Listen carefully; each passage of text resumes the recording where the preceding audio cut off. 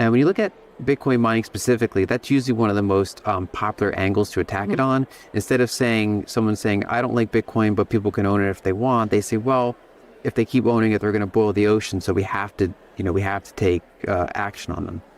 And you'll often see, so statistics are funny because they can always be used in ways that sound sensationalist and then also sound completely benign. So for example, you can say Bitcoin uses more electricity than Argentina. That sounds horrific. That sounds like something is out of control, right? Yeah.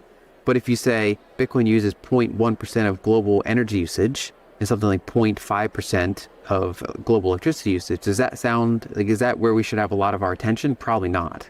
Welcome to Cloud AI. In this video we will look at Bitcoin mining as a driver of renewable energy as opposed to some popular anti-green narratives that have proposed by traditional media sources. But before we begin, please take a second to like and subscribe to this channel. It only takes a moment and you can always change your mind later on. Bitcoin mining can take advantage of cheap energy sources in any part of the world, regardless of location. Furthermore, Bitcoin mining can make use of excess or stranded energy that would otherwise go to waste, such as from renewable sources like solar, wind, or hydroelectric power.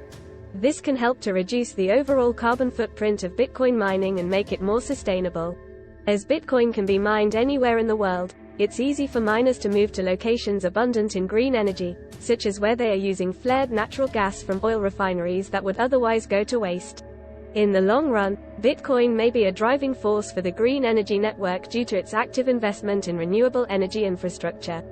For instance, the nation of El Salvador launched a $1 billion bond that will be used to build a geothermal power plant, used to both mine Bitcoin and help power the nation with 100% renewable energy.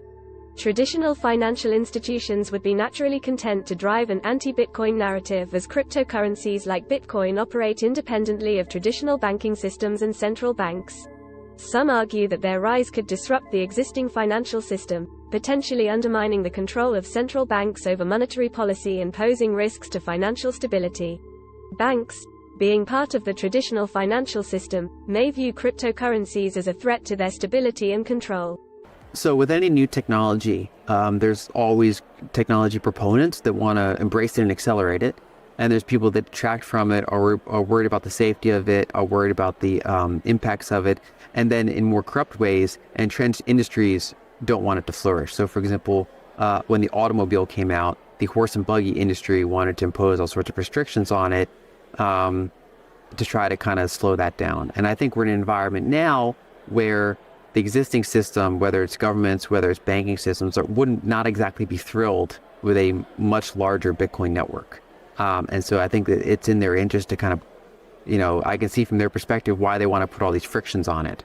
And generally what you see, for example, like, Brad Sherman, he's one of the most vocal Bitcoin and crypto critics. And if you look at who are the biggest donors to his campaign, it's mostly financial institutions, which I think is not a coincidence. Thanks for watching. Please don't forget to like and subscribe to this channel.